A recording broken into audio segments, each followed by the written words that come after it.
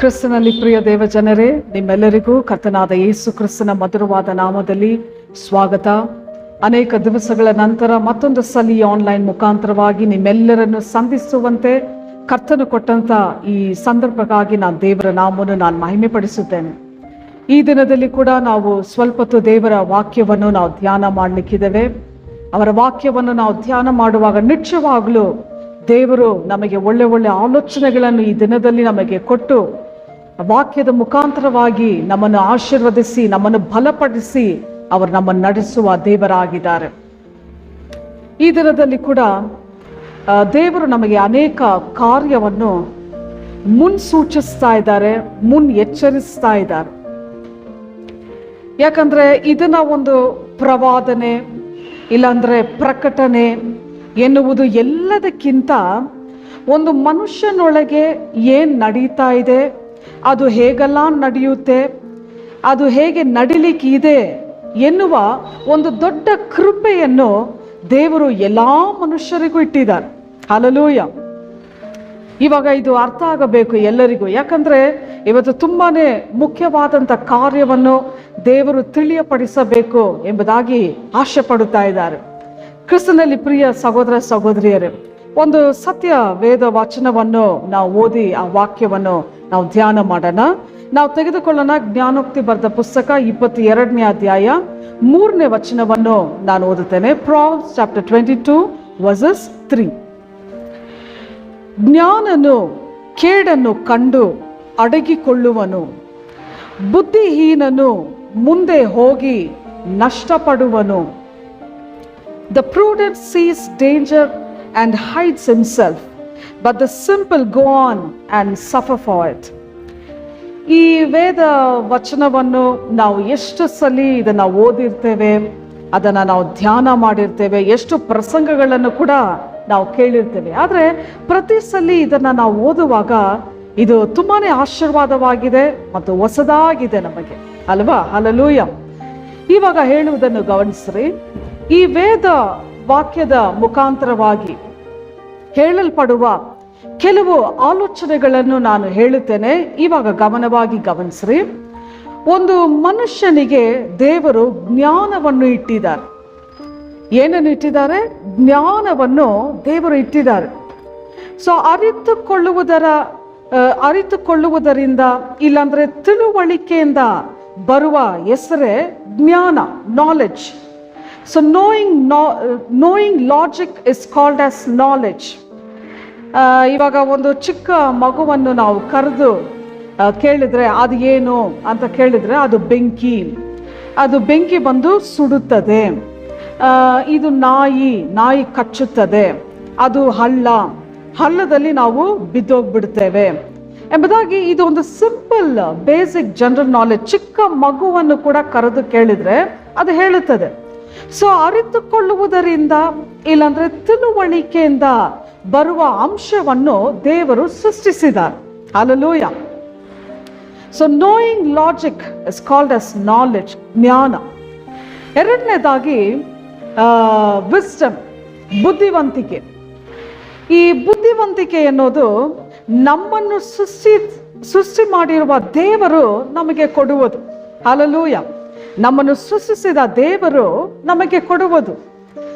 ಈ ಲೋಕದಲ್ಲಿ ದೇವರನ್ನು ಅರಿಯದೇ ಇರುವ ಜನರು ಏನು ಜ್ಞಾನ ಅವರಿಗೆ, ಏನು ಬುದ್ಧಿ, ಏನು ಕಿಲಾಡಿಗಳು. ಅದು ಬುದ್ಧಿ ಇಲ್ಲ, ಅದು ಜ್ಞಾನ ಇಲ್ಲ, ಅದು ತಂತ್ರ. ಅದು ಪರಿಶುದ್ಧನಾದವರ ಜ್ಞಾನನೇ ಜ್ಞಾನ. ಅವರಿಗೆ ಭಯಪಡುವವರಿಗೆ ಸಿಗುವುದೇ ಬುದ್ಧಿವಂತಿಕೆ, ವಿಸ್ಡಮ್. ಹಲ್ಲೆಲೂಯಾ. ಅವರಿಗೆ ಭಯಪಡುವವರಿಗೆ ಸಿಗುವುದೇ ಈ ಬುದ್ಧಿವಂತಿಕೆ. ಈ ಲೋಕದಲ್ಲಿ ಅನೇಕ ವಸ್ತುಗಳನ್ನು, ಆಲ್ಮೋಸ್ಟ್ ಎಲ್ಲ ವಸ್ತುಗಳನ್ನು ಹೇಗೆ ಕಂಡುಹಿಡಿದಿದ್ದಾರೆ ತಜ್ಞರು, ಇಲ್ಲಾಂದ್ರೆ ಈ ಕಂಡುಹಿಡಿಯುವವರು ಎಷ್ಟು ಕಾರ್ಯಗಳನ್ನು ಅವರು ಕಂಡುಹಿಡಿದಿದ್ದಾರೆ. ಯಾಕಂದ್ರೆ ನಮ್ಮ ಅನುದಿನದ ಜೀವಿತದಲ್ಲಿ ಪ್ರತಿದಿನ ನಾವು ಬಳಸುವಂತ ವಸ್ತುಗಳು ಎಷ್ಟೋ. ಆದರೆ ಇದು ಎಲ್ಲವನ್ನು ಈ ವೇದ ವಚನವನ್ನು ಅರಿತಿರುವವರೇ ಇದನ್ನ ಕಂಡುಹಿಡಿದಿದ್ದಾರೆ. ಹಲ್ಲೆಲೂಯಾ. ಈ ವೇದ ವಚನವನ್ನು ಅರಿತಿರುವವರೇ ಅನೇಕ ಕಾರ್ಯಗಳನ್ನು ಈ ಲೋಕದಲ್ಲಿ ಕಂಡುಹಿಡಿದಿದ್ದಾರೆ.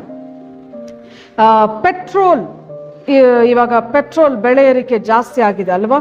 ಸೊ ಈ ಪೆಟ್ರೋಲ್ ಅಂತ ಹೆಸರು ಹೇಗೆ ಬಂತು ಎಂಬುದಾಗಿ ಗೊತ್ತಿದೆಯಾ? ಹೇಗೆ ಬಂತಂತ ಗೊತ್ತಾ? ಯಾಕಂದ್ರೆ ಈ ಪೀಟರ್ ಎನ್ನುವ ಹೆಸರು ಇರುವವರೇ ಈ ಪೆಟ್ರೋಲ್ ಅನ್ನು ಕಂಡುಹಿಡಿದಿದ್ದಾರೆ. ಅದಕ್ಕೆ ಪೀಟರ್ ಆಯಿಲ್ ಎಂದು ಹೆಸರು ಅದಕ್ಕೆ. ಇವಾಗ ಪೆಟ್ರೋಲ್ ಎಂದು ನಾವು ಹೇಳುತ್ತೇವೆ ಅಲ್ವಾ?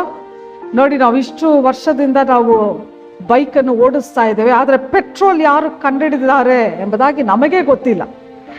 ನಮ್ಮ ದೇವರಾದ ಕರ್ತನನ್ನು ತಿಳಿದಿರುವ ಜನರಿಗೆ, ಅರಿತಿರುವ ಜನರಿಗೆ ದೇವರು ಜ್ಞಾನವನ್ನು ಕೊಟ್ಟರು, ಬುದ್ಧಿವಂತಿಕೆಯನ್ನು ಕೊಟ್ಟರು.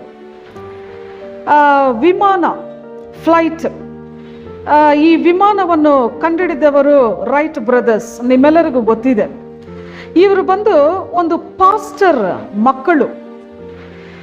ಇವರು ರೈಟ್ ಬ್ರದರ್ಸ್ ಇದಾರಲ್ವಾ, ಅವರ ತಂದೆ ಒಂದು ಪಾಸ್ಟರ್. ಅವರೇ ಮೊದಲನೇದಾಗಿ ವಿಮಾನದಲ್ಲಿ ಹಾರಿ ಹೋಗಬಹುದು ಎಂಬುದಾಗಿ ವಿಮಾನವನ್ನು ಅವರು ಕಂಡುಹಿಡಿದ್ರು. ಆಮೇಲೆ ಗಲೀಲಿಯೋ ತುಂಬಾನೇ ಉತ್ತಮವಾದ ನಿಜವಾದ ಒಂದು ನಿಜವುಳ್ಳ ವಿಶ್ವಾಸಿ. ಅವರು ದೇವರ ಆಲಯದಲ್ಲಿ ಕುಳಿತುಕೊಂಡು ಇರುವಾಗಲೇ ಅನೇಕ ಕಾರ್ಯವನ್ನು ಅವ್ರು ಕಂಡುಹಿಡಿದು ಬಿಟ್ರು. ಈ ವ್ಯಕ್ತಿ ಗಲೀಲಿಯನವರು ದೇವರ ಆಲಯದಲ್ಲಿ ಕುಳಿತುಕೊಂಡಿರುವಾಗಲೇ, ಪ್ರಸಂಗವನ್ನು ಕೇಳುವಾಗಲೇ ಅನೇಕ ವಿಷಯವನ್ನು, ಅನೇಕ ಕಾರ್ಯವನ್ನು ಅವ್ರು ಕಂಡುಹಿಡಿದ್ರು. ನಮ್ಮ ಸರ್ವಶಕ್ತನಾದ ದೇವರು ನಮಗೆ ಜ್ಞಾನವನ್ನು ಕೊಡುವವರು, ಹಲ್ಲೆಲೂಯಾ, ನಮಗೆ ಬುದ್ಧಿವಂತಿಕೆಯನ್ನು ಕೊಡುವವರು. ಸೊ ದೇವರ ಮಕ್ಕಳಾದ ನಾವು ಅಜ್ಞಾನಿಗಳಾಗಿ ಮೂರ್ಖರಾಗಿ ಇದ್ದು ನಾವು ಕಾಲವನ್ನು ನಾವು ಕಳೆಯಬಾರದು. ನಾವು ಯೇಸುವನ್ನು ಅಂಗೀಕರಿಸಿದ್ರೆ ನಮ್ಮ ಮಾತು, ನಮ್ಮ ನಡೆ, ನುಡಿ, ಭಾವನೆ ಮತ್ತು ನಮ್ಮ ಜೀವಿತ ಎಲ್ಲವೂ ಬದಲಾವಣೆ ಆಗಬೇಕು. ನಾವು ಯೇಸು ಕ್ರಿಸ್ತನನ್ನು ಅಂಗೀಕರಿಸಿದ್ರೆ, ಯಾಕಂದ್ರೆ ನಮ್ಮ ಜೀವಿತವನ್ನು ಹೊಸದಾಗಿಸುವ ದೇವರ ಕೃಪೆಯನ್ನು ನಾವು ಒಂದು ಕಾಲ ಅಲ್ಪವಾಗಿ ನಾವು ಎನ್ನಿಸಲೇಬಾರದು. ಅವರ ಕೃಪೆ ನಮ್ಮ ಜೀವಿತವನ್ನು ಹಾಗೇ ಹೊಸದಾಗಿಸುತ್ತದೆ, ನಮ್ಮ ಜೀವಿತವನ್ನು ಬದಲಾಗಿಸುತ್ತದೆ. ನಾವು ಯೇಸುವನ್ನು ನಾವು ಅಂಗೀಕರಿಸುವಾಗ, ಹಲ್ಲೆಲೂಯಾ, ನಮ್ಮ ದೇವರು ನಮಗೆ ಜ್ಞಾನವನ್ನು ಕೊಡುತ್ತಾರೆ, ನಮ್ಮ ದೇವರು ನಮಗೆ ಬುದ್ಧಿವಂತಿಕೆಯನ್ನು ಕೊಡುತ್ತಾರೆ. ಒಂದು ಗ್ರಾಮದಲ್ಲಿ ಒಂದು ಚಿಕ್ಕ ಹುಡುಗಿ, ದೇವರನ್ನು ಅರಿಯದೇ ಇರುವ ಒಂದು ಹುಡುಗಿ, ಅವಳು ಒಳ್ಳೆ ಸ್ವರವೆಲ್ಲ ಹಾಡ್ತಾಳೆ. ಆ ಹುಡುಗಿ ಅವಳು ಬಂದು ಪಾಸ್ಟ್ ಹತ್ರ, ಒಂದು ದೇವರ ಸೇವಕರ ಹತ್ರ ಬಂದು, ಅಂಕಲ್ ನನಗಾಗಿ ನೀವು ಪ್ರಾರ್ಥನೆ ಮಾಡ್ರಿ ಎಂಬುದಾಗಿ ಆ ಹುಡುಗಿ ಕೇಳಿಕೊಂಡ್ಳು. ಸರಿ, ಆ ಪಾಸ್ಟ್ ಕೇಳಿದ್ರಂತೆ, ಏನಕ್ಕಮ್ಮ ನಿನಗೆ ಪ್ರಾರ್ಥನೆ ಮಾಡಬೇಕು? ಅದಕ್ಕೆ ಆ ಹುಡುಗಿ ಹೇಳಿದ್ಲು, ನಾನು ಎಕ್ಸಾಮ್ ಬರಲಿಕ್ಕಿದ್ದೇನೆ, 90 ಮಾರ್ಕ್ಸ್ ಮೇಲೆ ನಾನು ತಗೋಬೇಕು, ಸೊ ನನಗಾಗಿ ಪ್ರಾರ್ಥನೆ ಮಾಡ್ರಿ ಎಂಬುದಾಗಿ. ನೋಡಿ, ದೇವರನ್ನು ಅರಿಯದೇ ಇರುವ ಒಂದು ಹುಡುಗಿ ಎಷ್ಟು ಒಂದು ಭಯಭಕ್ತಿ ಇದೆ ನೋಡಿ. ಅದೇ ರೀತಿ ಆ ಹುಡುಗಿ 90 ಮಾರ್ಕ್ಸ್ ಮೇಲೆ ತಗೊಂಡ್ರು. ದೇವರನ್ನು ಅರಿತಿರುವ ಒಂದು ಕುಟುಂಬ, ಅದರಲ್ಲಿ ಒಂದು ಹುಡುಗ, ಅವನು ಬಂದು, ಪಾಸ್ಟರ್ ನನಗಾಗಿ ಪ್ರಾರ್ಥನೆ ಮಾಡ್ರಿ. ಸರಿ, ಪಾಸ್ಟರ್ ಕೇಳಿದ್ರು, ಏನಕ್ಕಪ್ಪ ಪ್ರಾರ್ಥನೆ ಮಾಡಬೇಕು ಅಂತ. ಸೊ ಹುಡುಗ ಹೇಳ್ದ, ಪಾಸ್ಟರ್ ಎಕ್ಸಾಮ್ ಅಲ್ಲಿ ನಾನು ಹೇಗಾದ್ರೂ ಪಾಸ್ ಮಾಡಿಬಿಡ್ಬೇಕು, ಪ್ರಾರ್ಥನೆ ಮಾಡ್ರಿ ಎಂಬುದಾಗಿ. ನೋಡಿ, ಎಷ್ಟು ಒಂದು ವ್ಯತ್ಯಾಸ ಇದೆ ನೋಡ್ರಿ. ಅಂದ್ರೆ ದೇವರನ್ನು ಅರಿತಿರುವ ಕುಟುಂಬ, ದೇವರು ನಮಗೆ ಜ್ಞಾನವನ್ನು ಕೊಡುವವರು. ಈ ಹುಡುಗ ಹೇಗಾದ್ರೂ ಪಾಸ್ ಮಾಡಿಬಿಡಬೇಕು ಎಂಬುದಾಗಿ ಆತನ ಕೇಳಿಕೊಂಡು, ಈ ಮೊಸರನ್ನ ತಿನ್ನೋ ಹುಡುಗಿ 90 ಮಾರ್ಕ್ಸ್ ಮೇಲೆ ಬರಬೇಕು ಎಂಬುದಾಗಿ ಅವಳು, ಈ ಹುಡುಗ ನಾನು ಹೇಗಾದ್ರೂ ಪಾಸ್ ಮಾಡಬೇಕು, ಇದರಲ್ಲಿ ಕೊನೆಯದಾಗಿ ಚೆನ್ನಾಗಿ ಬಿರಿಯಾನಿ ತಿಂದು ಫೇಲ್ ಆಗಿಬಿಟ್ಟು ಕೊನೆಯದಾಗಿ ಮನೆಯಲ್ಲಿ ಕೂತ್ಕೊಂಡಿದ್ದಾನೆ. ನಮ್ಮ ದೇವರು ಜ್ಞಾನವನ್ನು ಕೊಡುವ ದೇವರಾಗಿದ್ದಾರೆ. ಸಮಯದಲ್ಲಿ ಎಲ್ಲ ಯವನಸ್ಥರು ಗಮನವಾಗಿ ಗಮನಿಸಬೇಕು. ನಾವು ಈ ಲೋಕದ ಹಾಗೆ ನಾವು ಜೀವಿಸಬಾರದು, ನಮ್ಮ ಇಷ್ಟ ಬಂದ ಹಾಗೆ ನಾವು ಜೀವಿಸಬಾರದು, ಯಾವುದೇ ಒಂದು ಕಾರ್ಯಕ್ಕೆ ನಾವು ಆತ್ರ ಪಡಬಾರದು. ನಾವು ದೇವರಿಗಾಗಿ ಕಾಯಬೇಕು, ದೇವರನ್ನು ನಂಬಬೇಕು. ಆವಾಗ ಎಲ್ಲರಿಗಿಂತ ದೇವರು ನಿಮ್ಮನ್ನು ಮೇಲಕ್ಕೆ ಎತ್ತುತ್ತಾರೆ. ದೇವರಿಗಾಗಿ ಕಾಯುವಾಗ, ಅವರನ್ನು ನಂಬುವಾಗ. ಹಲ್ಲೆಲೂಯಾ. ಯಾಕಂದ್ರೆ ದೇವರು ನಮಗೆ ಕೊಟ್ಟಂತ ಸ್ವಾತಂತ್ರ್ಯವನ್ನು ಗಮನಿಸಿರಿ. ಈ ಕ್ರೈಸ್ತತ್ವ ಬಹಿರಂಗ ಆಗೋವರೆಗೂ ಎಲ್ಲ ಯವನಸ್ಥರು, ಯವನ ಮಕ್ಕಳು ತುಂಬಾನೇ ಗೌರವವಾಗಿ, ತುಂಬಾನೇ ಕೇರ್ಫುಲ್ ಆಗಿ ಜೀವನ ಮಾಡಬೇಕು. ದೇವರಿಗೆ ಮೀಸಲಾಗಿ ನಾವು ಜೀವನ ಮಾಡಬೇಕು. ಯಾಕಂದ್ರೆ ಈ ಒಂದು ಪರಿಸ್ಥಿತಿನಲ್ಲಿ ಇದಕ್ಕೆ ಶ್ರಮ ಪಟ್ಟಿರೋದು, ಇದಕ್ಕೆ ಕಷ್ಟಪಟ್ಟಿರೋದು ಆ ಶಿಲುಬೆಯ ಬಲವುನೇ. ಆ ಬಲವನ್ನು ನೆನೆಸಿ ನಮ್ಮ ಹೃದಯದಲ್ಲಿ ನಾವು ಕೃತಜ್ಞತೆ ಹೇಳಿದ್ರೆ ನಮ್ಮ ಜೀವಿತದಲ್ಲಿ ನಾವು ಆಶೀರ್ವಾದವಾಗಿರುತ್ತೇವೆ. ಹಲ್ಲೆಲೂಯಾ. ದೇವರು ನಮಗೆ ಕೊಟ್ಟಂತಹ ಸ್ವಾತಂತ್ರ್ಯವನ್ನು ನಾವು ಯಾವತ್ತೂ ಅದನ್ನು ಅಲಕ್ಷ್ಯಪಡಿಸಬಾರದು. ತುಂಬಾನೇ ಗಮನವಾಗಿ ನಾವು ಜೀವಿಸಬೇಕು ಎಲ್ಲ ಯವನಸ್ಥರು. ಮೂರನೇದಾಗಿ ವಿವೇಕ, ಪ್ರೂಡೆಂಟ್. ಈ ವಿವೇಕನೇ ತುಂಬಾ, ಇದಕ್ಕೇನು ಒಂದು ದೊಡ್ಡ ಪ್ರವಾದಿ ಆಗೋದು ಬೇಡ. ದೇವರು ನನ್ನ ಹತ್ರ ಹೀಗೆ ಮಾತಾಡ್ತಾ ಇದ್ದಾರೆ, ದೇವರು ನನಗೆ ಹೀಗೆಲ್ಲ ಪ್ರಕಟಿಸ್ತಾ ಇದ್ದಾರೆ ಅನ್ನೋದು ಕೂಡ ಬೇಡ. ಈ ವಿವೇಕ ಅನ್ನುವುದು ನಮ್ಮ ದೇವರು, ನಮ್ಮನ್ನು ಸೃಷ್ಟಿಕರ್ತನಾದ ದೇವರು ಎಲ್ಲಾ ಮನುಷ್ಯರಿಗೂ ಈ ವಿವೇಕವನ್ನು ಇಟ್ಟಿದ್ದಾರೆ. ನಮ್ಮ ದೇವರಾದ ಕರ್ತನು ನಮಗೆ ದೇವರು ಕೊಡುವ ಭಾಗ್ಯವಿದು ವಿವೇಕ ಅನ್ನುವುದು. ಯಾಕಂದ್ರೆ ದೇವರು ಆದಾಮನ್ನು ಸೃಷ್ಟಿ ಮಾಡಿ ಉಂಟು ಮಾಡಿ ತನ್ನ ಜೀವವನ್ನು, ತನ್ನ ಅಧಿಕಾರವನ್ನು, ತನ್ನ ವಿವೇಕವನ್ನು ದೇವರು ಆದಾಮಿಗೆ ಕೊಟ್ಟರು. ಆವಾಗ ದೇವರು ಆದಾಮನ್ನು ಕರೆದು, ಆದಾಮೆ ಬಾಯಿಲಿ, ಇದಕ್ಕೇನು ಹೆಸರಿಡ್ತೀಯ ಹೇಳಿ ನೋಡೋಣ. ಸೊ ಇದಕ್ಕೆ ಸಿಂಹ. ಸರಿ ಸಿಂಹ. ಸರಿ, ಅದಕ್ಕೇನು ಹೆಸರಿಡ್ತೀಯ? ಅದು ಹಸು. ಇದಕ್ಕೆ ಇದು ಕುರಿ, ಇದು ಮೇಕೆ. ಅದೇ ವಿವೇಕ. ಅವನು ಯಾವುದಕ್ಕೆಲ್ಲ ಏನೇನು ಹೆಸರು ಇಟ್ಟನೋ ಅದು ಹಾಗೇ ಆಯಿತು. ಅವನಿಗೆ ಆ ಬುದ್ಧಿ ಅವನಿಗೆ ಆಟೋಮ್ಯಾಟಿಕ್ ಆಗಿ ಬಂದುಬಿಡ್ತು, ವಿವೇಕ. ಇವುಗಳೆಲ್ಲ ದೇವರು ನಮಗೆ ಕೊಡುವಂತ ಒಂದು ಭಾಗ್ಯವಿದು. ಹಲ್ಲೆಲೂಯಾ. ಒಂದು ಮನುಷ್ಯನಾಗಿ, ಒಂದು ಮನುಷ್ಯಾಗಿ ಇದ್ದೇವೆ ಅಂದ್ರೆ ಈ ವಿವೇಕವನ್ನು ದೇವರು ನಮಗೆ ತಂದಿದ್ದಾರೆ. ಆ ವಿವೇಕದ ಆಶೀರ್ವಾದ ಏನು ಗೊತ್ತಾ? ಆಪತ್ತನ್ನು ನಾವು ಮುಂಚೆನೆ ಕಂಡಿಡಿದ್ದೇವೆ. Hallelujah, hallelujah. ಎಂತ ಒಂದು ಭಾಗ್ಯ ಅಲ್ವಾ? ಎಂತ ಒಂದು ಭಾಗ್ಯ. ಬರಲಿಕ್ಕಿರುವ ಆಪತ್ತನ್ನು ನಾವು ಅದನ್ನ ಮುಂಚೆನೆ ಕಂಡಿಡಿದ್ದೇವೆ. ಇವತ್ತು ಈ ವಿವೇಕ ಇಲ್ಲದೆ ಅನೇಕ ಜನರು ಸಂಕಟ ಪಡುತ್ತಾ ಇದ್ದಾರೆ. ಈ ವಿವೇಕ ಇಲ್ಲದೆ ಇರುವ ಒಂದು ಕಾರಣ. ಆದ್ರೆ ದೇವರು ನಮಗೆ ಈ ವಿವೇಕವನ್ನು ಕೊಟ್ಟಿದ್ದಾರೆ, ನಮ್ಮೊಳಗೆ ಇದು ಇಟ್ಟಿದ್ದಾರೆ. ನಾವೇನು ಹೋಗಿ ಸ್ಪೆಷಲ್ ಆಗಿ ಇಲ್ಲಾಂದ್ರೆ ಹೊಸದಾಗಿ ನಾವು ದೇವರ ಹತ್ರ ಕೇಳುವಂತ ಅವಶ್ಯಕತೆನೇ ಇಲ್ಲ. ಈ ವಿವೇಕ ಅನ್ನುವ ಕಾರ್ಯವನ್ನು ದೇವರು ನಮ್ಮೊಳಗೆ ಇದನ್ನ ಇಟ್ಟಿದ್ದಾರೆ. ಹಲ್ಲೆಲೂಯಾ. ಎಷ್ಟು ಒಂದು ಒಳ್ಳೆ ಕಾರ್ಯ ನೋಡ್ರಿ. ನಿಮಗೆ ಒಂದು ಉದಾಹರಣೆಯನ್ನು ನಾನು ಹೇಳುತ್ತೇನೆ. ಇವಾಗ ನಾವು ಸಾಲ ಮಾಡುತ್ತೇವೆ ಅಲ್ವಾ? ಸಾಲ ಮಾಡಿದ ಮೇಲೆ ಅದಕ್ಕೆ ಬಡ್ಡಿಯನ್ನು ನಾವು ಕಟ್ಟಲೇಬೇಕು. ಕೊನೆಯದಾಗಿ ಆ ಸಾಲವನ್ನು ನಾವು ತಿರುಗಿ ಕೊಡಲೇಬೇಕು, ಅದನ್ನ ತೀರಿಸಲೇಬೇಕು ಅಲ್ವಾ? ಆದ್ರೆ ಸಾಲ ತಗೊಳ್ಳುವಾಗ ನೋಡ್ಬೇಕಾದ್ರೆ ಏನು ಒಂದು ಸಂತೋಷ, ಏನು ಒಂದು ಉಲ್ಲಾಸ, ತುಂಬಾನೇ ಆನಂದವಾಗಿರುತ್ತದೆ. ಆವತ್ತು ಮನೆಯಲ್ಲಿ ನಾನ್ ವೆಜ್ಜೇ, ಒಳ್ಳೆ ಸಂತೋಷವಾದ ಹಾಡುಗಳೇ, ಸಂತೋಷ ಉಕ್ಕುತ್ತೆ ಅನ್ನುವ ಹಾಡುಗಳೇ. ಆದ್ರೆ ಅದು ತಗೊಂಡಿರೋದು ಏನದು? ಸಾಲನೇ. ಅದು ಸಾಲ ಎಂದು ಒಂದೊಂದು ಸಲ ನಮಗೆ ಗೊತ್ತಾಗುವುದಿಲ್ಲ. ನಾವು ಏನ್ ಮಾಡ್ತೀವಿ? ಚೆನ್ನಾಗಿ ಆನಂದವಾಗಿ ಉಲ್ಲಾಸವಾಗಿ ಆ ಹಣವನ್ನು ನಾವು ಚೆನ್ನಾಗಿ ಜಾಲಿಯಾಗಿ ಮಜಾ ಮಾಡುತ್ತೇವೆ. ಆದ್ರೆ ತಗೊಂಡಿರೋದು ಅದು ಸಾಲ. ಆದ್ರೆ ಸಾಲವನ್ನು ತಗೊಂಡ ಮೇಲೆ ಸತ್ಯವೇದ ಈ ರೀತಿಯಲ್ಲಿ ಹೇಳುತ್ತದೆ, ಸಾಲ ತಗೊಂಡಿರುವವನು ಕೊಟ್ಟಿರುವನಿಗೆ ಗುಲಾಮನು ಅಂತ ವಾಕ್ಯದಲ್ಲಿ ಬರೆಯಲ್ಪಟ್ಟಿದೆ. ಸಾಲ ತಗೊಂಡಿರುವವನು ಕೊಟ್ಟಿರುವವನಿಗೆ ಗುಲಾಮನಾಗಿದ್ದಾನೆ. ಇದು ನಮ್ಮ ಜೀವಿತ ಕಾಲವೆಲ್ಲ ಎಷ್ಟು ಬಾಧೆಯನ್ನು ಉಂಟು ಮಾಡುತ್ತದೆ ಎಂಬುದಾಗಿ ನಾವು ವಿವೇಕದಲ್ಲಿ ತಿಳಿದುಕೊಂಡರೆ ಈ ಕಾರ್ಯದಲ್ಲಿ ದೇವರು ನಮಗೆ ನಿಶ್ಚಯವಾಗ್ಲೂ ಸಹಾಯವನ್ನು ಮಾಡುತ್ತಾರೆ. ಹಲ್ಲೆಲೂಯಾ. ನಿಶ್ಚಯವಾಗ್ಲೂ ದೇವರು ನಮಗೆ ಸಹಾಯವನ್ನು ಮಾಡುತ್ತಾರೆ.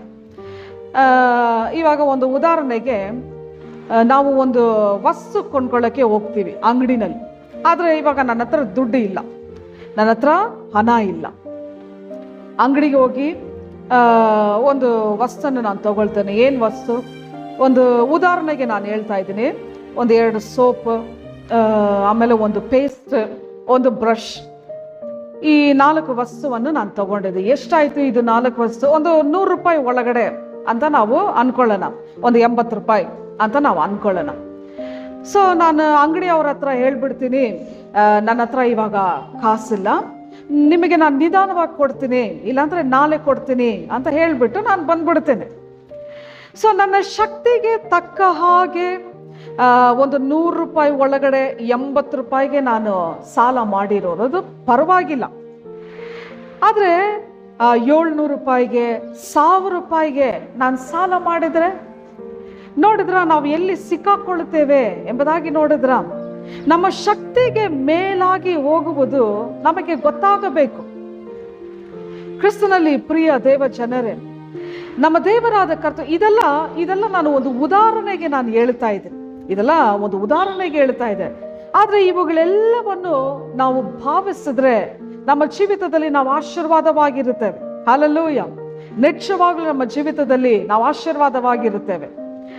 ಈ ಬೇರೆ ದೇಶದಿಂದ ಬರುವವರು ಆ ಕಾಲದಲ್ಲಿ ನಡೆದಿರುವ ಘಟನೆ, ಬೇರೆ ಹೊರಗಿನ ಪಟ್ಟಣದಿಂದ ದೇಶದಿಂದ ಬರುವವರು ಅವ್ರು ಹೀಗಂತ ಹೇಳ್ತಾರೆ. ಏನಂತ ಹೇಳ್ತಾರಂದ್ರೆ, ನಮ್ಮ ಊರಿನಲ್ಲಿ ಹೆಣ್ಣು ಮಕ್ಕಳಿಗೆ ಹಣವನ್ನು ಕೊಟ್ಟು ಮದುವೆ ಮಾಡಿಸಿ ಕರ್ಕೊಂಡು ಬರ್ತೀವಿ ಎಂಬುದಾಗಿ ಹೇಳ್ತಾರೆ. ಈ ಒಂದು ಸಿಸ್ಟಮ್ ಯಾವಾಗ ನಮ್ಮೂರಿಗೆ ಬರಲಿಕ್ಕಿದೆ? ಈ ಜನ್ಮದಲ್ಲಿ ಇದು ಬರಂಗಿಲ್ಲ ಅಲ್ವಾ? ಹೆಣ್ಣು ಮಕ್ಕಳನ್ನ ಓದಿಸಿದವರಿಗೆ, ಹೆಣ್ಣು ಮಕ್ಕಳನ್ನ ಬೆಳೆಸಿದವರಿಗೆ ಹಣವನ್ನು ಕೊಟ್ಟು ಮದುವೆ ಮಾಡಿಸಿ ಕರ್ಕೊಂಡು ಬರ್ತಾರಂತೆ. ಇವಾಗ ನಮ್ಮೂರಲ್ಲಿ ಎಲ್ಲ ಉಲ್ಟಾ, ಹಣ ಕೊಟ್ರನೆ ಮದುವೆ, ಇಲ್ಲಾಂದ್ರೆ ಇಲ್ಲ ಅಲ್ವಾ? ಸೊ ಈ ಒಂದು ಪರಿಸ್ಥಿತಿನಲ್ಲಿ ನಮ್ಮ ದೇವರಾದ ತುಂಬಾನೇ ಗಮನವಾಗಿ ನಾವು ವಿವೇಕದಿಂದ, ಅಂದ್ರೆ ನಾವು ಸಾಲವನ್ನು ನಾವು ಗುಲಾಮರಾಗುತ್ತೇವೆ ಎಂಬುದಾಗಿ ನಮಗೆ ಗೊತ್ತಿಲ್ಲ. ನಾವು ಗುಲಾಮರಾಗುತ್ತೇವೆ ಎಂಬುದಾಗಿ ನಮಗೆ ಗೊತ್ತಿಲ್ಲ. ಒಂದು ಮುಖ್ಯವಾದ ಕಾರ್ಯಕ್ಕೆ ಇವಾಗ ನಾವು ಬರೋಣ. ಹಲ್ಲೆಲೂಯ. ಸೈತಾನಿಗೆ ತಕ್ಕದಾದಂಥ ಕಾರ್ಯಗಳನ್ನು ನಾವು ಮಾಡುವಾಗ ಸೈತಾನು ನಮ್ಮ ಮೇಲೆ ಹಕ್ಕು ಕೋರುತ್ತಾನೆ. ಸೈತಾನಿಗೆ ತಕ್ಕದಾದಂಥ ಕಾರ್ಯಗಳನ್ನು ನಾವು ಮಾಡುವಾಗ ಸೈತಾನು ನಮ್ಮ ಮೇಲೆ ಹಕ್ಕು ಕೋರುತ್ತಾನೆ. ಈ ಒಂದು ಗಾದೆ ಹೇಳ್ತಾರೆ. ಏನ್ ಗಾದೆ ಅಂದ್ರೆ, ಈ ಲೋಕದಲ್ಲಿ 2 ವಿಧವಾದ ಜನರಿದ್ದಾರಂತೆ, 2 types of people. ಯಾರಂದ್ರೆ, ಒಂದು ತೊಂದರೆ ಮಾಡುವವರು, ಇನ್ನೊಂದು ತೊಂದರೆಗೆ ಜಾಗ ಕೊಡುವವರು. ಇವರಿಬ್ಬರೇ ಇದ್ದಾರಂತೆ ಲೋಕದಲ್ಲಿ. ಏನಿಲ್ಲ, ಸೈತಾನು ತೊಂದರೆ ಮಾಡ್ದ, ಅವ್ವಳು ಮತ್ತು ಆದಾಮು ತೊಂದರೆಗೆ ಜಾಗವನ್ನು ಕೊಟ್ಟರು, ಅಷ್ಟೇ, ಮುಗಿದೋಯ್ತು ಕತೆ. ಆ ದಿನದಿಂದ ಈ ದಿನದವರೆಗೂ ತೊಂದರೆಗೆ ಮುಕ್ತಾಯನೇ ಆಗದೇ ಇರುವ ಸಮಸ್ಯೆ ಪ್ರಾರಂಭವಾಯಿತು. ಒಂದು ಮೋಸ ಮಾಡುವವರು, ಇನ್ನೊಂದು ಮೋಸ ಹೋಗುವವರು. ಇವಾಗ ಅರ್ಥ ಆಗುತ್ತೆ ನಿಮಗೆ, ಇವರು ಇಬ್ಬರೇ ಇರೋದಂತೆ ಈ ಲೋಕದಲ್ಲಿ. ಇವಾಗ ಒಂದು ಪ್ರಶ್ನೆ, ಏನ್ ಪ್ರಶ್ನೆ ಅಂದ್ರೆ, ನಮ್ಮ ಜೀವಿತದಲ್ಲಿ ನಾವು ಎಷ್ಟು ಸಲ ಮೋಸ ಹೋಗಿದ್ದೇವೆ ಅಲ್ವಾ? ಈ ಪ್ರಶ್ನೆ ನೀವು ನನಗೆ ಕೇಳಿದ್ರೆ ನಾನು ಸುಮಾರು ಸಲ ನಾನು ಮೋಸ ಹೋಗಿದ್ದೇನೆ, ಲೆಕ್ಕನೇ ಇಲ್ಲ, ಸುಮಾರು ಸಲ ಮೋಸ ಹೋಗಿದ್ದೇನೆ. ಇವಾಗ ಇನ್ನೊಂದು ಪ್ರಶ್ನೆ, ನಾವು ಎಷ್ಟು ಜನರನ್ನ ನಾವು ಮೋಸ ಮಾಡಿದ್ದೇವೆ? ಸ್ವಲ್ಪ ಯೋಚನೆ ಮಾಡಿ ನೋಡೋಣ. ನಾವು ಎಷ್ಟು ಜನರನ್ನ ಮೋಸ ಮಾಡಿದ್ದೇವೆ ಅಂದ್ರೆ, ಈ 2 ಕಾರ್ಯದಲ್ಲಿ ನಾವು ಇದನ್ನ ಸರಿಪಡಿಸಿಕೊಳ್ಳಬೇಕು. 2 ಕಾರ್ಯದಲ್ಲಿ ನಾವು ಗಮನವಾಗಿರಬೇಕು, ಅದನ್ನ ಸರಿಪಡಿಸಿಕೊಳ್ಳಬೇಕು. ಇವಾಗ ಕಾರ್ಯಕ್ಕೆ ಬರುತ್ತೇನೆ. ಅಂದ್ರೆ ಈ ಲೋಕದಲ್ಲಿ ಎಲ್ಲಾ ಮನುಷ್ಯರಿಗೂ, ಪ್ರತಿಯೊಂದು ಮನುಷ್ಯರಿಗೂ, ಅದು ಗಂಡಸರೇ ಆಗಿರ್ಲಿ, ಹೆಂಗಸರೇ ಆಗಿರ್ಲಿ, ಇಲ್ಲಾಂದ್ರೆ ದೇವರನ್ನು ಅರಿತಿದವರಾಗಲಿ, ಇಲ್ಲಾಂದ್ರೆ ದೇವರನ್ನು ಅರಿಯದವರಾಗಲಿ, ಈ ವಿವೇಕ ಎನ್ನುವ ಕಾರ್ಯವನ್ನು ದೇವರು, ನಮ್ಮ ಸರ್ವಶಕ್ತನಾದ ದೇವರು ಎಲ್ಲಾ ಮನುಷ್ಯರಿಗೂ ಈ ವಿವೇಕವನ್ನು ಇಟ್ಟಿದ್ದಾರೆ. ಹಲ್ಲೆಲೂಯ. ಎಲ್ಲ ಮನುಷ್ಯರಿಗೂ ಈ ವಿವೇಕವನ್ನು ಇಟ್ಟಿದ್ದಾರೆ. ಆ ವಿವೇಕನೇ ನಿಜವಾದ ದೇವರು ಯಾರು, ಪ್ರಾಣವನ್ನು ತೆಗೆಯುವ ದೆವ್ವ ಯಾವುದು, ಒಳ್ಳೆ ಮನುಷ್ಯರು ಯಾರು, ಕೆಟ್ಟ ಮನುಷ್ಯರು ಯಾರು ಎನ್ನುವುದನ್ನು ಎಂಬುದರ ಬಗ್ಗೆ ನಾವೇ ಅದನ್ನು ತಿಳಿದುಕೊಳ್ಳುತ್ತೇವೆ. ಹಲ್ಲೆಲೂಯ. ಈ ವಿವೇಕದಲ್ಲಿನೇ ನಮ್ಮ ದೇವರು ಪ್ರತ್ಯಕ್ಷನಾಗುತ್ತಾರೆ. ಹಲ್ಲೆಲೂಯ. ಈ ವಿವೇಕದಲ್ಲಿನೇ ನಮ್ಮ ದೇವರು ಪ್ರತ್ಯಕ್ಷನಾಗುತ್ತಾರೆ. ಆ ದೇವರ ಪ್ರೀತಿಯನ್ನು, ಮಹತ್ವವನ್ನು ನಾವು ತಿಳಿದುಕೊಳ್ಳುವುದು ಆ ವಿವೇಕದಲ್ಲಿನೇ ಇದು ಅಡಗಿದೆ. ಸೊ ನಮ್ಮ ದೇವರಾದ ಕರ್ತನು ಈ ವಿವೇಕದಲ್ಲಿ ಏನ್ ನಡೆಯುತ್ತದೆ, ಏನ್ ನಡೀಲಿಕ್ಕಿದೆ ಎನ್ನುವುದನ್ನು ನಾವೇ ಅದನ್ನು ತಿಳಿದುಕೊಳ್ಳುತ್ತೇವೆ. ಇದಕ್ಕೇನು ಒಂದು ದೊಡ್ಡ ಪ್ರವಾದನೆ ನಮಗೇನು ಬೇಕಾಗಿಲ್ಲ. ಇದಕ್ಕೆಲ್ಲ ಒಂದು ಪ್ರವಾದನೆ ಇಲ್ಲಾಂದ್ರೆ ಪ್ರವಾದಿಗೆ ಏನು ಬೇಕಾಗಿಲ್ಲ. ಇದು ನಮಗೆ ಇದು ಗೊತ್ತಾಗುತ್ತದೆ. ಹಲ್ಲೆಲೂಯ. ನಮ್ಮ ಸರ್ವಶಕ್ತನಾದ ದೇವರು ಬರಲಿಕ್ಕಿರುವ ಕಾರ್ಯಗಳನ್ನು ನಮಗೆ ತಿಳಿಯಪಡಿಸುತ್ತಾರೆ. ಇವಾಗ ಹೇಳುವ ಕಾರ್ಯವನ್ನು ಗಮನಿಸಿರಿ. ಎಲ್ಲರಿಗೂ ಈ ಐಕ್ಯದ ಬಗ್ಗೆ ಗೊತ್ತಿದೆ. ಐಕ್ಯದ ಸಂದೇಶವನ್ನು ನಾವು ಅನೇಕ ಸಂದೇಶವನ್ನು ನಾವು ಕೇಳುತ್ತೇವೆ ಅಲ್ವಾ, ಯೂನಿಟಿ, ಐಕ್ಯದ ಬಗ್ಗೆ. ಯಾಕಂದ್ರೆ ಈ ಐಕ್ಯ ಅನ್ನೋದು ಎಲ್ಲ ಮನುಷ್ಯರಿಗೆ, ಇದು ಮನುಷ್ಯನಿಗೆ ತುಂಬಾನೇ ಆಶೀರ್ವಾದವಾದದ್ದು, ಐಕ್ಯವಾಗಿರುವುದು. ಇವತ್ತು ನಾವು ಮಾಡುವಂತ ಕಾರ್ಯ ನಾಳೆ ಹೇಗೆ ಇದು ಮುಕ್ತಾಯಗೊಳ್ಳುತ್ತದೆ ಎನ್ನುವುದನ್ನು ನಾವು ಅದನ್ನು ತಿಳಿದುಕೊಂಡರೆ, ಯಾರು ಏನಾದ್ರೂ ನಮ್ಮ ಆತ್ಮಿಕವಾದ ಜೀವಿತ, ನಮ್ಮ ವಿಶ್ವಾಸ ಏನು ಆಗುವುದಿಲ್ಲ, ಸುರಕ್ಷಿತವಾಗಿರುತ್ತದೆ. ಹಲ್ಲೆಲೂಯ, ಸುರಕ್ಷಿತವಾಗಿರುತ್ತದೆ. ಯಾಕಂದ್ರೆ ಇವತ್ತು ಎಲ್ಲರೂ ಏನ್ ಮಾಡ್ತಾರೆ, ಒಳ್ಳೆ ಸಂಬಂಧವನ್ನು ಬೆಳೆಸ್ತಾರೆ, ಪ್ರಾರ್ಥನೆ ಮಾಡುತ್ತಾರೆ, ಒಟ್ಟುಗೂಡಿ ಫಂಕ್ಷನ್ಗಳೆಲ್ಲ ಸೇರಿ ಊಟ ಮಾಡುತ್ತಾರೆ. ಅದೆಲ್ಲ ಆದಮೇಲೆ ಇವರ ಬಗ್ಗೆ ನನಗೆ ಗೊತ್ತಿದೆ, ಇವರ ಬಗ್ಗೆ ನನಗೆ ಆವತ್ತೇ ಗೊತ್ತಿದೆ ಎಂಬುದಾಗಿ ಹೇಳ್ತಾರೆ. ಮತ್ತೆ ಇಷ್ಟರವರೆಗೂ ಮಾಡಿರೋದು ಏನು ಅಂದ್ರೆ, ಇವುಗಳೆಲ್ಲ ದೇವರ ರಾಜ್ಯವನ್ನು ಕೆಡಿಸುವ ಭಯಂಕರವಾದ ಶತ್ರುವಿನ ಕ್ರಿಯೆಗಳು. ತುಂಬಾನೇ ಗಮನವಾಗಿ ಇರಬೇಕು. ಐಕ್ಯ ಅನ್ನೋದು ತುಂಬಾನೇ ಪ್ರಾಮುಖ್ಯವಾದದ್ದು ಈ ಅಂತ್ಯ ಕಾಲದಲ್ಲಿ.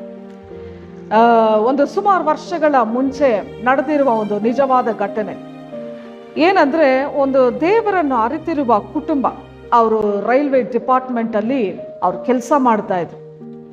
ಅವ್ರೇನ್ ಮಾಡಿದ್ರು, ಇನ್ನೊಬ್ಬರಿಗೆ ನಾನು ನಿಮಗೆ ಕೆಲಸವನ್ನು ಈಸ್ಕೊಡ್ತೇನೆ, ರೈಲ್ವೆನಲ್ಲಿ ಕೆಲಸ ಈಸ್ಕೊಡ್ತೇನೆ ಅಂತ ಹಣವನ್ನು ಅವ್ರ ಹತ್ರ ತಗೊಂಡು, ಅವರು ರೈಲ್ವೆ ಡಿಪಾರ್ಟ್ಮೆಂಟ್ ಅಲ್ಲಿ ಕೆಲಸ ಮಾಡುವವರು. ಸರಿ, ಮತ್ತೊಬ್ಬರ ಹತ್ರ ಅವ್ರು ಏನ್ ಮಾಡಿದ್ರು, ನಾನು ನಿಮಗೆ ಕೆಲಸ ಈಸ್ಕೊಡ್ತೀನಿ, ರೈಲ್ವೆ ಡಿಪಾರ್ಟ್ಮೆಂಟ್ ಅಲ್ಲಿ ಕೆಲಸ ಈಸ್ಕೊಡ್ತೀನಿ ಅಂತ ಹೇಳಿ ಹಣವನ್ನು ತಗೊಂಡು, ಆ ಹಣವನ್ನು ಅವ್ರು ಏನ್ ಮಾಡಿದ್ರು, ಒಂದು ಅಧಿಕಾರಿ ಕೈಗೆ ಕೊಟ್ಟು, ಆ ಅಧಿಕಾರಿ ಅವರಿಗೆ ಕೆಲಸವನ್ನು ಕೊಡಲಿಲ್ಲ ಎಂದು ಕೇಳಿದ ಮೇಲೆ ಈ ಕುಟುಂಬದವರು ಕುಟುಂಬ ಸಮೇತವಾಗಿ ಅವರು ಆತ್ಮಹತ್ಯೆ ಮಾಡಿಕೊಂಡರು. ಇದು ಸುಮಾರು ವರ್ಷಗಳ ಹಿಂದೆ ನಡೆದಿರುವ ಒಂದು ಘಟನೆ, ನ್ಯೂಸ್ ಪೇಪರ್ ಎಲ್ಲ ಬಂದಿತ್ತು. ದೇವರನ್ನು ಅರಿತಿರುವ ಒಂದು ಕುಟುಂಬ,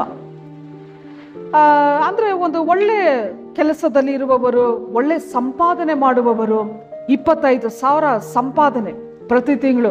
ಇದಕ್ಕೆ ಮೇಲೆ ಏನ್ ಬೇಕಾಗಿದೆ ಹೇಳ್ರಿ ನೋಡೋಣ. ಅಂದ್ರೆ ಇದು ಈ ರೀತಿ ಮುಕ್ತಾಯ ಆಗುತ್ತದೆ ಎಂಬುದಾಗಿ ಅವರಿಗೆ ಗೊತ್ತಿಲ್ಲ.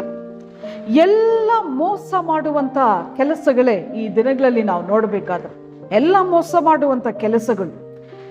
ಅದಕ್ಕೆ ಆ ರೀತಿ ಮೋಸ ಮಾಡುವವರನ್ನು ದೇವರು ಬೇರು ಸಮೇತವಾಗಿ ಕತ್ತರಿಸುದು. ಯಾಕಂದ್ರೆ ವಾಕ್ಯದಲ್ಲಿ ಈ ರೀತಿಯಲ್ಲಿ ಬರೆಯಲ್ಪಟ್ಟಿದೆ, ದುಷ್ಟನು ಸಭೆಯಲ್ಲಿ ನೆಲೆ ನಿಲ್ಲುವುದೇ ಇಲ್ಲ ಎಂಬುದಾಗಿ ವಾಕ್ಯದಲ್ಲಿ ಬರೆಯಲ್ಪಟ್ಟಿದೆ. ಕಾರ್ಯಗಳನ್ನು ನಾವು ವಿವರವಾಗಿ ಅದನ್ನು ನಾವು ತಿಳಿದುಕೊಳ್ಳಬೇಕು. ಯಾಕಂದ್ರೆ ನಾವು ಅಪನಂಬಿಕೆಗೆ ನಾವು ಸ್ಥಳ ಕೊಟ್ರೆ, ಅಪನಂಬಿಕೆಗೆ ನಾವು ಜಾಗ ಕೊಟ್ರೆ ಅದರ ಮುಕ್ತಾಯ ಏನಾಗುತ್ತದೆ ಗೊತ್ತಾ? ದೇವರನ್ನು ಬಿಟ್ಟು ಸೈತಾನ ನಮ್ಮನ್ನು ಸ್ಲೋವಾಗಿ ನಮ್ಮನ್ನು ಅಗಲಿಸಿಬಿಡ್ತಾನೆ, ಅಪನಂಬಿಕೆಗೆ ನಾವು ಜಾಗವನ್ನು ಕೊಟ್ರೆ.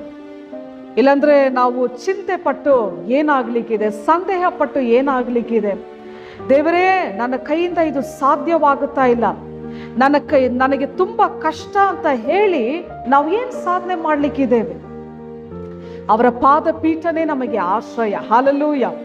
ಅವರನ್ನು ಬಿಟ್ಟರೆ ನಮಗೆ ಬೇರೆ ದಾರಿನೇ ಇಲ್ಲ ಅಂದರೆ ನಾವು ಸೋತು ಹೋಗುವುದಿಲ್ಲ. ಒಂದು ವೇಳೆ ನಾವು ಸೋತು ಹೋದ್ರೂ, ಬೇಸರಗೊಂಡರೂ ನಾವು ನಮ್ಮ ದೇವರನ್ನು ಬಿಡುವುದಿಲ್ಲ. ಯಾಕಂದ್ರೆ ನಾವು ಹೊಂದಿಕೊಂಡಿರುವ ದೇವರು ಅವರು ಸರ್ವಶಕ್ತನಾದ ದೇವರು. ನಮ್ಮನ್ನು ಎಲ್ಲ ಸೋತು ಹೋಗುವಿಕೆಯಿಂದ ನಮ್ಮನ್ನು ಬಿಡಿಸಿ ಎಲ್ಲ ಸೈತಾನ ಪೀಡಿತದಿಂದ ನಮಗೆ ಬಿಡುಗಡೆಯನ್ನು ನೀಡುವ ದೇವರಾದ ಕರ್ತನು. Hallelujah, hallelujah. ಅವರ ಪಾದಪೀಠನೇ ನಮಗೆ ಆಶ್ರಯವಾಗಿದೆ. ಈ ವಿವೇಕ ಅನ್ನೋದು ದೇವರು ಎಲ್ಲರಿಗೂ ಕೊಟ್ಟಿದ್ದಾರೆ. ಎಲ್ಲರಿಗೂ ಈ ವಿವೇಕವನ್ನು ಇಟ್ಟಿದ್ದಾರೆ. ನಮಗೆ ಇದು ದೇವರು ಕೊಡುವಂತ ಒಂದು ಭಾಗ್ಯ. ಅದಕ್ಕಾಗಿ ದೇವರ ನಾಮಕ್ಕೆ ಮಹಿಮೆ ಉಂಟಾಗಲಿ. ಈ ವಿವೇಕಕ್ಕಾಗಿ ಸರ್ವಶಕ್ತನಾದ ದೇವರು ಬರಲಿಕ್ಕಿರುವ ಕಾರ್ಯವನ್ನು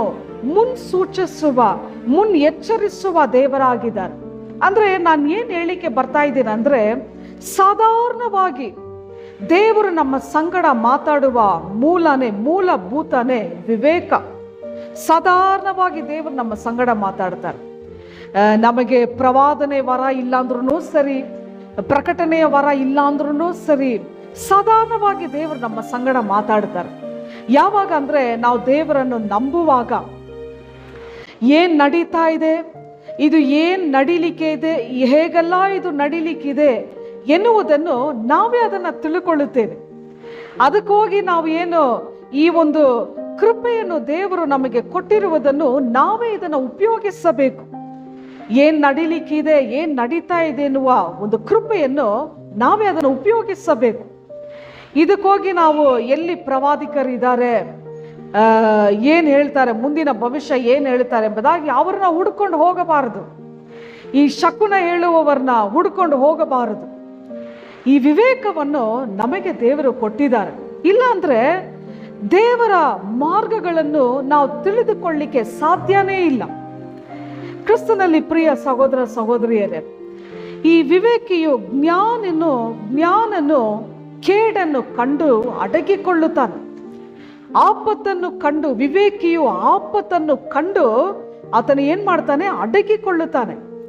ಆದರೆ ಬುದ್ಧಿಹೀನನು ಮುಂದೆ ಹೋಗಿ ನಷ್ಟಪಡುವನು ಅಂತ ವಾಕ್ಯದಲ್ಲಿ ಬರೆಯಲ್ಪಟ್ಟಿದೆ. ಒಂದು ಗ್ರಾಮದಲ್ಲಿ ಒಂದು ಹುಡುಗ, ಅವನು ಯೇಸು ಕ್ರಿಸ್ತನನ್ನು ಅಂಗೀಕರಿಸುವ ಹುಡುಗ, ರಕ್ಷಣೆ ಹೊಂದಿರುವ ಹುಡುಗ. ಆ ಹುಡುಗನಿಗೆ ಆ ಗ್ರಾಮದಲ್ಲಿ ಇರುವಂತ, ಹಳ್ಳಿಯಲ್ಲಿ ಇರುವಂತ ಜನರೆಲ್ಲರೂ ಸೇರಿ ಏನ್ ಮಾಡಿದ್ರಂತೆ, ಒಂದು ಪಂದ್ಯವನ್ನು ಇಟ್ರಂತೆ. ಏನ್ ಪಂದ್ಯವನ್ನು ಇಟ್ರು, ಒಂದು 2 ಕಲ್ಲನ್ನು ತೆಗೆದುಕೊಂಡು ಬಂದು ಆತನ ಮುಂದುಗಡೆ ಇಟ್ಟು, ಈ 2 ಕಲ್ಲನ್ನು ನೀನು ಒಂದಾಗಿ ಇದನ್ನ ಸೇರಿಸ್ಬಿಡ್ಬೇಕು. ನೀನು ಸೇರಿಸಿದ್ರೆ ನೀನು ನಂಬಿರುವ ದೇವರನ್ನು ನಾವು ನಂಬುತ್ತೇವೆ ಅಂತ ಹೇಳ್ಬಿಟ್ರು. ಆ ಗ್ರಾಮದಲ್ಲಿ ಇರುವ ಕೆಲವರು ಜನರೆಲ್ಲ ಸೇರಿ ಈ ಹುಡುಗನ ಉತ್ಸಾಹದಲ್ಲಿ ಏನ್ ಮಾಡ್ಬಿಟ್ಟ, ಓ ಆಯ್ತು, ನಾನು ಪ್ರಾರ್ಥನೆ ಮಾಡ್ತೇನೆ, ಹೇಗಾದ್ರೂ ಇದು ಒಂದಾಗ್ಬಿಡುತ್ತದೆ ಎಂಬುದಾಗಿ ಉತ್ಸಾಹದಲ್ಲಿ ಒಪ್ಕೊಂಡ್ಬಿಟ್ಟ. ಇವಾಗ 2 ಕಲ್ಲು ಹೇಗೆ ಒಂದಾಗುತ್ತದೆ ಹೇಳ್ರಿ? ಈ ಮಾಯಾಜಾಲ ಕೆಲಸ ಮಾಡ್ತಾರೆ ನೋಡ್ರಿ, ಅವ್ರು ಇದನ್ನ ಒಂದಾಗಿ ಸೇರಿಸ್ಬಿಡ್ತಾರೆ. ಆದ್ರೆ ದೇವರ ಮಕ್ಕಳಿಗೆ ಈ ಒಂದು ಕೆಲಸ ಇಲ್ಲ ನಮಗೆ, ಅಲ್ವಾ? ಯಾಕಂದ್ರೆ ಈ 2 ಕಲ್ಲು, ಇವಾಗ ಈ 2 ಕಲ್ಲು ಒಂದಾದ್ರೆ ಆ ಹುಡುಗನಿಗೆ ಏನಾಗುತ್ತದೆ, ಇಲ್ಲಾಂದ್ರೆ ಈ ಗ್ರಾಮ ಜನರಿಗೆ ಏನಾಗುತ್ತದೆ? ಏನು ಪ್ರಯೋಜನನೇ ಇಲ್ಲ. ಆದ್ರೆ 2 ಕಲ್ಲಾದ ಹೃದಯವು ಒಂದು ಸೇರಿದ್ರೆ ಸಂತೋಷ ಉಂಟಾಗುತ್ತದೆ ಅಷ್ಟೇ. ಸೈತಾನು ನಾಚಿಕೆ ಪಟ್ಟು ಹೋಗ್ಬಿಡ್ತಾನೆ, ಆತನು ಜಾಗ ಖಾಲಿ ಮಾಡ್ಕೊಂಡು ಹೋಗ್ಬಿಡ್ತಾನೆ, ಸೈತಾನಿಗೆ ಕೆಲಸನೇ ಇರುವುದಿಲ್ಲ, ಅಲ್ವಾ? ಇದ್ರೇನ್ ಮಾಡ್ಬಿಟ್ಟ, ಉತ್ಸಾಹದಿಂದ ಏಸಪ್ಪ ಹೇಗಾದ್ರೂ ಈ 2 ಕಲ್ಲು ಒಂದಾಗಿ ಸೇರಬೇಕು ದೇವರೇ ಅಂತ ಪ್ರಾರ್ಥನೆ ಮಾಡ್ಲಿಕ್ಕೆ ಪ್ರಾರಂಭ ಮಾಡ್ದ. ಎಲ್ಲಿ ಒಂದಾಗಿ ಸೇರುತ್ತದೆ? ಕೊನೆಯದಾಗಿ ಹುಡುಗ, ದೇವರು, ನಾನು ಎಷ್ಟೋ ಪ್ರಾರ್ಥನೆ ಮಾಡಿದೆ, ದೇವರು ನನ್ನ ಪ್ರಾರ್ಥನೆನೇ ಕೇಳಲಿಲ್ಲ ಅಂತ ಆತನು ಹಿಂಸರಿಗೇನೆ ಹೋಗ್ಬಿಟ್ಟ. ಮೂರ್ಖನು, ಬುದ್ಧಿಹೀನನು. ನಮ್ಮ ದೇವರಾದ ಕರ್ತನು ಬರಲಿಕ್ಕಿರುವ ಕಾರ್ಯಗಳನ್ನು ಮುನ್ನೆಚ್ಚರಿಸುವ ದೇವರಾಗಿದ್ದಾರೆ. ಕೊನೆಯದಾಗಿ ಹೇಳುವುದನ್ನು ಗಮನಿಸಿರಿ. ದೇವ ಜನರಾದ ನಾವು ಯಾವ ಪರಿಸ್ಥಿತಿನಲ್ಲಿ ಇದ್ದೇವೆ, ಇದು ಏನು ಆಗಲಿಕ್ಕೆ ಇದೆ ಎನ್ನುವುದನ್ನು ನಾವು ಸರಿಯಾಗಿ ಇದನ್ನು ಅರ್ಥ ಮಾಡಿಕೊಳ್ಳಬೇಕು. ನಮ್ಮ ಭಾರತ ದೇಶಕ್ಕಾಗಿ ನಾನು ದೇವರ ನಾಮವನ್ನು ನಾನು ಮಹಿಮೆ ಪಡಿಸುತ್ತೇನೆ. ಹಾಲೆಲೂಯ. ನಮ್ಮ ಭಾರತ ದೇಶಕ್ಕಾಗಿ ಸ್ತೋತ್ರ. ನಮ್ಮನ್ನು ಹಗೆತನ ಮಾಡುವ ಜನರು ನಾವು ನೋಡಿದ ನಿಜವೇನೆಂದ್ರೆ, ಅವ್ರು ನಮ್ಮನ್ನು ನೋಡಿ ಹೇಳುವ ಮಾತು ಏನು ಗೊತ್ತಾ? ನೀವು ಕ್ರೈಸ್ತರು, ನೀವು ದೇಶ ದ್ರೋಹವನ್ನು ನೀವು ಮಾಡುವುದಿಲ್ಲ. ನಿಜಾನೇ, ಹಾಲೆಲೂಯ. ಯಾಕಂದ್ರೆ ನಮ್ಮ ಭಾರತ ದೇಶವನ್ನು ನಮ್ಮ ಪಟ್ಟಣವನ್ನು ನಾವು ಪ್ರೀತಿಸ್ತೇವೆ, ಎಲ್ಲರೂ ಚೆನ್ನಾಗಿ ಇರಬೇಕು ಎಂಬುದಾಗಿ ನಾವು ಭಾವಿಸ್ತೇವೆ, ಅವ್ರಿಗಾಗಿ ನಾವು ಪ್ರಾರ್ಥಿಸ್ತಾ ಇದ್ದೇವೆ, ರಕ್ಷಣೆ ಹೊಂದಬೇಕು ಎಂಬುದಾಗಿ. ಯಾಕಂದ್ರೆ ಇವುಗಳೆಲ್ಲವನ್ನು ನಮ್ಮ ದೇವರಾದ ಕರ್ತನ ಹತ್ರ ಇದೆಲ್ಲವನ್ನು ನಾವು ಕಲಿತಿರೋದು, ಹೌದಲ್ವಾ? ಹಲ್ಲೆಲೂಯಾ. ಇದೆಲ್ಲವನ್ನು ನಮ್ಮ ದೇವರ ಹತ್ರ ಇದೆಲ್ಲ ಕಲಿತಿರೋದು.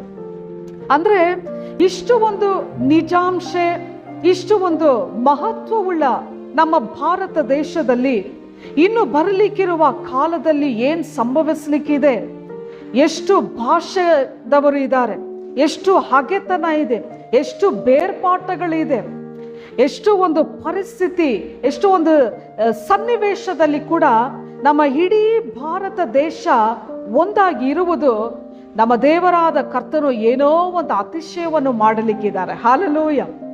ಏನೋ ಒಂದು ಅತಿಶಯ ಮಾಡಲಿಕ್ಕಿದ್ದಾರೆ ನಮ್ಮ ಭಾರತ ದೇಶದಲ್ಲಿ. ಇವಾಗ ನೀವು ಅಮೇರಿಕಾನ ತಗೊಂಡ್ರೆ ಎಲ್ಲ ಕಡೆ ನೋಡಿದ್ರೆ ಇಂಗ್ಲಿಷ್, ಬರೀ ಇಂಗ್ಲಿಷೇ ಇರೋದು. ಆದರೆ ನಮ್ಮ ಪಟ್ಟಣದಲ್ಲಿನೇ ಇಲ್ಲಿಂದ ಒಂದು 10 ಕಿಲೋಮೀಟರ್ಸ್ ನೀವು ಹೋದ್ರೆ ಆಂಧ್ರ, ನಮ್ಮೂರಿಂದ ಒಂದು 10 ಕಿಲೋಮೀಟರ್ಸ್ 15 ಕಿಲೋಮೀಟರ್ಸ್ ಹೋದ್ರೆ ಹಿಂದೂಪುರ್ ಅಂತ ಬರುತ್ತೆ, ಆಂಧ್ರ ಬಾರ್ಡರ್. ಈ ಕಡೆ ಹೋದ್ರೆ ತಮಿಳ್ನಾಡು, ಆ ಕಡೆ ಹೋದ್ರೆ ಗುಜರಾತ್. ಇಲ್ಲಿ ಮರಾಠಿನೇ ಇರಬೇಕು, ಬೇರೆ ಯಾರು ಇರಬಾರದು. ಇಷ್ಟು ಒಂದು ಬೇರ್ಪಾಟದ ಮಧ್ಯದಲ್ಲಿ ಕೂಡ ನಮ್ಮ ಭಾರತ ದೇಶ ಒಂದಾಗಿ ಇರುವುದು ದೇವರು ಏನೋ ಒಂದು ಉದ್ದೇಶವನ್ನು ಇಟ್ಟಿದ್ದಾರೆ. ಹಲ್ಲೆಲೂಯಾ. ಏನೋ ಒಂದು ಉದ್ದೇಶವನ್ನು ದೇವರು ಇಟ್ಟಿದ್ದಾರೆ. ಆ ಉದ್ದೇಶಕ್ಕೆ ಹೆಸರು ಏನ್ ಗೊತ್ತಾ? ಉಜ್ಜೀವನ. ಹಲ್ಲೆಲೂಯಾ. ರಿವೈವಲ್, ಉಜ್ಜೀವನ. ನಮ್ಮ ದೇಶದಲ್ಲಿ ಎಲ್ಲ ಭಾಷೆದವರನ್ನು, ಎಲ್ಲ ಜಾತಿಯವರನ್ನು ಮಾರ್ಪಡಿಸಲು ನಮ್ಮ ದೇವರು ಸರ್ವಶಕ್ತನಾಗಿದ್ದಾರೆ. ದೇವರ ಬಲವು ನಮ್ಮ ಭಾರತ ದೇಶದಲ್ಲಿ ಬರುವ ಕಾಲದಲ್ಲಿ ಬಲವಾಗಿ ಇಳಿಲಿಕ್ಕಿದೆ. ಇದನ್ನು ಭಾವಿಸಿ ನಾವು ಅರ್ಥಗರ್ಭಿತವಾಗಿ ನಾವು ಪ್ರಾರ್ಥನೆ ಮಾಡುವಾಗ ಉಜ್ಜೀವನ ಬಂದ್ಬಿಡುತ್ತದೆ. ಹಲ್ಲೆಲೂಯಾ. ಉಜ್ಜೀವನ ಬರುತ್ತದೆ. ಇದಕ್ಕಾಗಿ ನಾವು ತುಂಬಾನೇ ಭಾವಿಸಿ ಈ ವಿಷಯಕ್ಕಾಗಿ ನಾವು ಪ್ರಾರ್ಥಿಸಬೇಕು. ಸಕಲ ಜನರನ್ನು ಮಾರ್ಪಡಿಸಲು ನಮ್ಮ ದೇವರು ಸರ್ವಶಕ್ತನಾಗಿದ್ದಾರೆ. ಆವಾಗ ಏನಾಗುತ್ತದೆ? ಈ ಎಲ್ಲ ಯಾವ ಒಂದು ವ್ಯತ್ಯಾಸ ಬಂದ್ರೂ ನಮ್ಮ ದೇಶದಲ್ಲಿ ದೇವರನ್ನು ಅರಿತಿರುವ ಜನರು ಅವ್ರೇನ್ ಮಾಡ್ತಾರೆ? ಒಬ್ಬರಿಗೊಬ್ಬರು ಐಕ್ಯ ಹೊಂದಿ ಅವರು ಬಲಗೊಳ್ಳುತ್ತಾರೆ. ಹಲ್ಲೆಲೂಯಾ. ಒಬ್ಬರಿಗೊಬ್ಬರು ಅವ್ರ ಐಕ್ಯ ಹೊಂದಿ ಅವರು ಬಲಗೊಳ್ಳುತ್ತಾರೆ. ನಮ್ಮ ಉನ್ನತವಾದ ದೇವರಾದ ಕರ್ತನು ಇನ್ನು ಬರಲಿಕ್ಕಿರುವ ಕಾಲಗಳಲ್ಲಿ, ಇವಾಗ ನಡೀತಾ ಇರುವ ಅನೇಕ ಸನ್ನಿವೇಶಗಳು, ಇನ್ನು ನಡೀಲಿಕ್ಕಿರುವ ಅನೇಕ ನಾಶನವಾದ ಕಾರ್ಯಗಳು, ಒಂದು ದೊಡ್ಡ ನಾಶನವನ್ನು, ಈ ರೀತಿಯಾದ ನಾಶನಗಳೆಲ್ಲ ಆಲ್ರೆಡಿ ಸೈತಾನ ಒಂದು ದೊಡ್ಡ ಯೋಜನೆ ಮಾಡಿ ಇಟ್ಟಿರುವುದು. ಇದೆಲ್ಲ ಆಲ್ರೆಡಿ ಒಂದು ಪ್ಲಾನ್ ಮಾಡಿ ಇಟ್ಟಿದ್ದಾನೆ. ಆದರೆ ವಿವೇಕದಿಂದ ದೇವ ಜನರು ನಾವು ತುಂಬಾನೇ ಅದನ್ನು ಭಾವಿಸಿ ಅರ್ಥಗರ್ಭಿತವಾಗಿ ನಾವು ಪ್ರಾರ್ಥನೆಯನ್ನು ಮಾಡಬೇಕು. ಯಾಕಂದ್ರೆ ಒಂದು ಆತ್ಮ ಕೂಡ ಕೆಟ್ಟು ಹೋಗುವುದು ದೇವರ ಚಿತ್ತ ಇಲ್ಲವೇ ಇಲ್ಲ. ಒಂದು ಆತ್ಮ ಕೂಡ ನಾಶವಾಗುವುದು ದೇವರ ಚಿತ್ತ ಇಲ್ಲವೇ ಇಲ್ಲ. ಈ ದಿನಗಳಲ್ಲಿ ನಾವು ದೇವರ ಕೃಪೆಗಾಗಿ ನಾವು ಪ್ರಾರ್ಥನೆಯನ್ನು ಮಾಡೋಣ. ಆವಾಗ ಬರಲಿಕ್ಕಿರುವ ಎಲ್ಲ ಆಪತ್ತುಗಳಿಂದ ದೇವರು ನಮ್ಮನ್ನು ತಪ್ಪಿಸಿ ಮತ್ತು ದೇವರು ನಮ್ಮನ್ನು ಬಲಪಡಿಸುವ ದೇವರಾಗಿದ್ದಾರೆ. ಹಲ್ಲೆಲೂಯಾ. ಈ ತಜ್ಞರು ಹೇಳುತ್ತಾರೆ, ಬಾಂಬ್ ಸ್ಫೋಟದಿಂದ ಇಡೀ ಲೋಕವೇ ಸರ್ವನಾಶ ಆಗಲಿಕ್ಕಿದೆ ಎಂಬುದಾಗಿ ಈ ತಜ್ಞರು ಹೇಳುತ್ತಾರೆ. ಇದರಿಂದ ತಪ್ಪಿಸಿಕೊಳ್ಳಲು ನಮಗೆ ಏನ್ ದಾರಿ ಇದೆ? ಇನ್ನು ಬರ್ತಾ ಬರ್ತಾ ನೀವು ನೋಡ್ಬೇಕಾದ್ರೆ ಹಣನೇ ಪ್ರಯೋಜನನೇ ಪಡೋದಿಲ್ಲ ಎಂಬುದಾದಂಥ ಒಂದು ಕಾಲಗಳು ಬರಲಿಕ್ಕಿದೆ. ಆಲ್ರೆಡಿ ಇದು ಸ್ಟಾರ್ಟ್ ಆಗಿದೆ, ಇನ್ನು ಸಂಪೂರ್ಣವಾಗಿ ಇದು ಬರಲಿಕ್ಕಿದೆ. ಹಣನೇ ಪ್ರಯೋಜನ ಪಡಲ್ಲ ಎಂಬುದಾಗಿ ಈ ಹಣವನ್ನೇ ನಂಬಿ ಜೀವಿಸ್ತಾರಲ್ವಾ, ಅವರ ಗತಿ ಏನಾಗುತ್ತದೆ? ಆದ್ರೆ ವಿವೇಕಿಯೋ ಆತನು ಏನ್ ಮಾಡ್ತಾನೆ? ದೇವರನ್ನು ನಂಬುತ್ತಾನೆ, ತುಂಬಾ ಜ್ಞಾನದಿಂದ ದೇವರಿಗಾಗಿ ಜೀವಿಸುತ್ತಾನೆ, ದೇವರ ಚಿತ್ತವನ್ನು ನೆರವೇರಿಸುತ್ತಾನೆ, ಕೊನೆಯದಾಗಿ ನಿತ್ಯ ರಾಜ್ಯವನ್ನು ಆತನು ಹೊಂದಿಕೊಳ್ಳುತ್ತಾನೆ. ಹಲ್ಲೆಲೂಯಾ. ಈ ದಿನಗಳಲ್ಲಿ ನಾವು ವಿವೇಕದಿಂದ ನಾವು ದೇವರಿಗಾಗಿ ಜೀವಿಸೋಣ. ದೇವರ ಚಿತ್ತವನ್ನು ನಾವು ಮಾಡುವಾಗ ನಿಜವಾಗ್ಲೂ ನಿತ್ಯ ರಾಜ್ಯದ ಭಾಗ್ಯ ನಾವು ಪ್ರತಿಯೊಬ್ಬರು ಹೊಂದಿಕೊಳ್ಳಿಕ್ಕೆ ಸಾಧ್ಯ. ಈ ವಾಕ್ಯದ ಮುಖಾಂತರವಾಗಿ ದೇವರು ನಿಮ್ಮೆಲ್ಲರನ್ನೂ ಆಶೀರ್ವಾದ ಮಾಡಲಿ. ಪ್ರಾರ್ಥನೆಯನ್ನು ಮಾಡೋಣವಾ? ಪರಲೋಕದಲ್ಲಿ ವಾಸ ಮಾಡುವ ಪ್ರೀತಿಯುಳ್ಳ ತಂದೆಯಾದ ದೇವರೇ, ಈ ಸಮಯದಲ್ಲಿ ನೀನು ನಮ್ಮ ಸಂಗಡ ಮಾತಾಡಿದಿಗಾಗಿ ಸ್ತೋತ್ರಪ್ಪ. ಯಾವುದೋ ಒಂದು ವಿವೇಕವನ್ನು ಕೊಟ್ಟು ಬರಲಿಕ್ಕಿರುವ ಆಪತ್ತಿನಿಂದ, ಸೈತಾನ ವಂಚನೆಯಿಂದ ತಪ್ಪಿಸಿಕೊಳ್ಳಲು ನಿನ್ನ ಬಲವು ನಮ್ಮ ಪ್ರತಿಯೊಬ್ಬರ ಮಧ್ಯದಲ್ಲಿ ನುಸುಳುವ ದಯಕ್ಕಾಗಿ ನಿನಗೆ ಕೋಟಾನುಕೋಟಿ ವಂದನೆಗಳನ್ನು ನಾವು ಸಲ್ಲಿಸ್ತಾ ಇದ್ದೇವೆ ತಂದೆಯೇ. ಈ ದಿನಗಳಲ್ಲಿ ನಾವು ವಿವೇಕದಿಂದ ಇರಲಿಕ್ಕೆ, ವಿವೇಕದಿಂದ ಪ್ರಾರ್ಥನೆ ಮಾಡಲಿಕ್ಕೆ ನಮಗೆ ನೀನು ದೇವರೇ ಸಹಾಯ ಮಾಡುವಂತೆ ನಾವು ಬೇಡುತ್ತಾ ಇದ್ದೀವಿ. ಈ ಸಂದೇಶ ಕೇಳಿರುವ ಪ್ರತಿಯೊಬ್ಬರನ್ನು ನೀನು ಆಶೀರ್ವದಿಸಿ, ಕುಟುಂಬ ಸದಸ್ಯದವರನ್ನು ನೀನು ಕಾಯ್ದು ಸಂರಕ್ಷಿಸಿ, ಅವರಿಗೆ ಬೇಕಾಗಿರುವ ಎಲ್ಲ ಅಗತ್ಯಗಳನ್ನು ನೀನು ಕೊಡುವಂತೆ ನಾವು ಬೇಡುತ್ತಾ ಇದ್ದೀವಿ. ನಿನ್ನ ದೇವರೇ ಕೃಪಾ ಕಟಾಕ್ಷ ನಮ್ಮನ್ನು ದೇವರೇ ಕಾಯ್ದು ನಡೆಸಲಿ ರಾಜ. ನಿನ್ನ ಕೃಪೆಗಾಗಿ ನಾವು ಪ್ರಾರ್ಥಿಸ್ತಾ ಇದ್ದೇವೆ.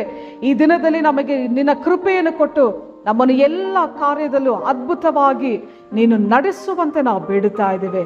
ಈ ಸಮಯದಲ್ಲಿ ನಮ್ಮ ಪ್ರಾರ್ಥನೆ ಕೇಳಿದಿಗಾಗಿ ಸ್ತೋತ್ರ ಉಂಟಾಗಲಿ. ಯೇಸುವಿನ ನಾಮದಲ್ಲಿ ಬೇಡೊಂದುತ್ತೇನೆ ತಂದೆಯೇ, ಆಮೆನ್.